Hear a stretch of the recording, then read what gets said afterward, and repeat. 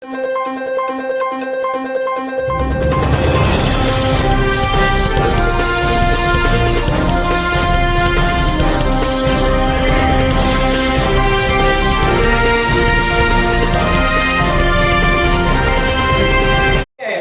आपल्या माळशिरस तालुक्यापुरता जर विचार करायचा म्हटलं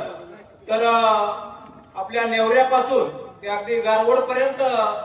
हा भाग या शक्तीपीठ महामार्गामध्ये व्यापला जातो। वस्तुस्थिती आहे या ठिकाणी कोल्हापूरहून या ठिकाणी यातील तज्ञ मंडळी उपस्थित आहेत की या महामार्गात किती जमीन जाते, काय जाते याची फारशी कोणालाही कल्पना नव्हती, परंतु आपण ज्याचा अभ्यास केला त्याची त्रोटक माहिती बनवली आणि ही माहिती बनवत असताना असं समजलं की हा 350 फुटाचा हा महामार्ग आहे आणि सर्वांच्या माहिती हा 350 फुटाचा महामार्ग आहे। 350 फूट म्हणजे जवळपास 1.5 एकर रान। माझ्या माहितीनं 1.5 एकर या रानातून हा शक्तीपीठ महामार्ग एका वेळी जातो आणि 1.5 एकरातून जात असताना जवळची शेती आहे या ठिकाणी उपलब्ध असणारे जे स्रोत आहेत हे स्रोत संपूर्ण नष्ट होत आहे। ही भावना ज्यावेळेस शेतकऱ्यांच्या लक्षात आली आणि त्यावेळेस सर्व ग्रामस्थ ज्यांच्यातून हा रस्ता जातो ते सर्व जागृत झाले गेले आणि आम्ही लगेच तातडीची एक बैठक बोलवली निमगाव मध्ये मारुतीच्या मंदिरामध्ये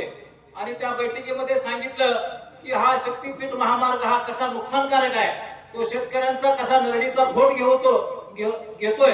हे सर्वांना समजून ज्यावेळेस सांगितलं गेलं आणि त्यावेळेस लोकांची जागृती झाली गेली। आणि हे करत असताना मी कोल्हापूरच्या पाहुण्यांसाठी सांगू इच्छितो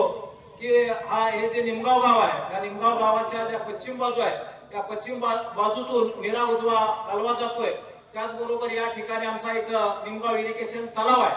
की हा तलाव पाव TMC चा तलाव आहे आणि त्याचबरोबर 11 पाझर तलाव आहे। त्यामुळे हा दुष्काळ हा या गावाला हा शब्द लागू होत नाही, फारसा दुष्काळ हा शब्दच नाही। कधी मध्ये 10-15 वर्षातून एखादा दुसरा दुष्काळ पडला असेल तर तेवढंच आणि त्यामुळे हा या भागातली जी शेती आहे ती हमखास उत्पन्न देणारी शेती आहे आणि त्याच्यामुळं या गावाचा किंवा या परिसराचा जर विचार केला गेला तर साहेब या ठिकाणची जी लोक आहेत ते नोकरी धंद्यानिमित्त मुंबई पुणे या ठिकाणी फारशी नाहीत, त्या लोकांचा उद्योग व्यवसाय अकलूजला किंवा इतर शहरात नाही। त्यामुळे इथली जी सर्व तरुण पिढी आहे, इथील जे सर्व नागरिक आहेत ही जी प्रगती केलेली आहे सर्वांनी हे शेतीच्या जीवावर केलेले आहे, शेतीच्या उत्पन्नावर केलेले आहे आणि नंतर ज्यावेळी हा शक्तीपीठ महामार्ग जात असताना ज्यांना कमी जमीन आहे, ज्यांना 5 एकर आहे, ज्यांना 4 एकर जमीन आहे, त्यांचं संपूर्ण जीवन उद्ध्वस्त होणार आहे, त्यांना जगायचं साधन उपलब्ध होणार नाही। आणि या ठिकाणी मी उदाहरण देऊ इच्छितो की ज्यांनी गावातील जमीन विकून कुणाच्या तरी आशेवर बाहेर गावात गेलेले आहेत, त्या ठिकाणी इथली समजा 4 एकर जमीन घेऊन त्या ठिकाणी 15 एकर जमीन घेतली आहे, त्यांचाही त्या गावाचा आणि त्यांचा सूर अद्याप सापडलेला नाही, त्यांची त्या ठिकाणी प्रगती खुंटलेली आहे आणि जेणेकरून काही मंडळी परत निमगाव मध्ये येऊ इच्छित आहेत, परंतु आता निमगाव मध्ये जमीन मिळत नाही, ही वस्तुस्थिती आहे। आणि ही वस्तुस्थिती लक्षात आल्यानंतर की आता लोकांच्या लक्षात आलं की आपण हा शक्तीपीठ महामार्ग जाऊन आलेला पाहिजे आणि हा शक्तीपीठ महामार्ग जर गेला तर परत एकदा आपण रस्त्यावर येणार आहे, रस्त्यावर आल्यानंतर परत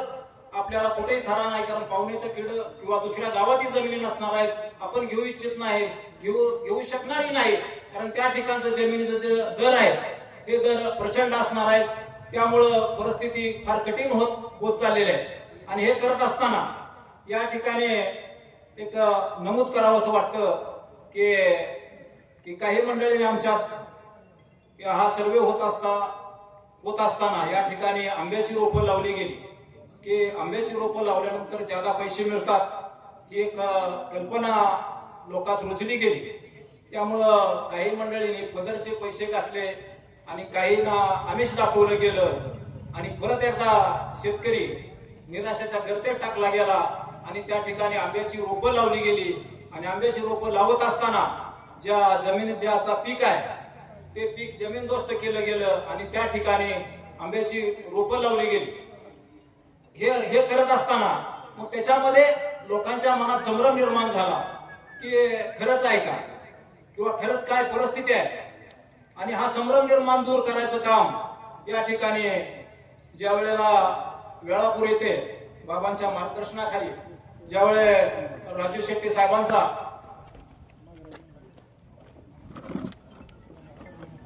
या कार्यक्रमास्थळी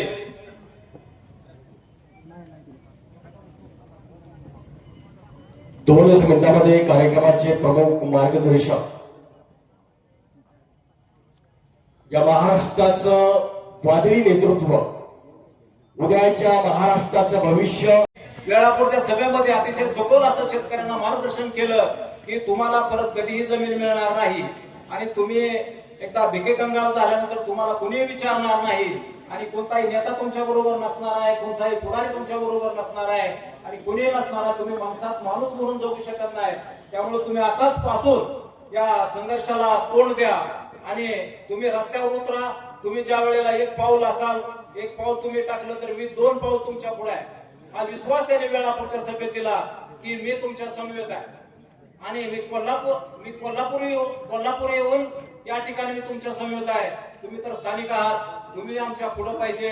आणि मी तुमच्या बरोबर सोबत आहे. हा शब्द त्यांनी दिल्यानंतर येथील जे लोकांची जनजागृती झाली गेली आणि राजू शेट्टींनी शब्द दिला म्हटल्यानंतर आमच्या ग्रामस्थांच्या या बाधितांच्या अंगावर मुठभर मांस आलं आणि म्हणूनच ही आज गर्दी या ठिकाणी जमली गेली. या ठिकाणी मी सर्वांच्या माहितीसाठी सांगू इच्छितो, काही मंडळीने हा मार्ग जाणार आहे म्हटल्यानंतर काहीने आता येणे करून घेतलेला आहे. त्याच्यासाठी रात्रंदिवस कागदपत्र गोळा करण्याचं काम त्या ठिकाणी केलेलं आहे. मग आता आपण ज्यावेळेला बघतो, आपण ज्यावेळेला बाहेर चर्चा करतो येणे हा म्हटल्यानंतर त्याला वर्ष लागतात, 6 महिने लागतात किंवा 3 महिने लागतात. त्यासाठी लागणारे सर्व रिपोर्ट आहेत, ते रिपोर्ट सर्व किंवा कागदपत्र सर्व जमा करण्यास फार वेळ लागतो. परंतु आम्हाला काही गणित कळालं नाही की 1-2 दिवसात कसं येणे होतं आणि हे येण्याचंही बिगर शेती करण्याचं काम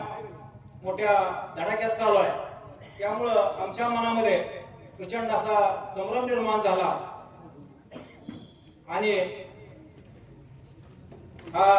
शक्तीपीठ महामार्ग या ठिकाणी या गावातून किंवा या माळशिरस तालुक्यातून जाऊ नये यासाठी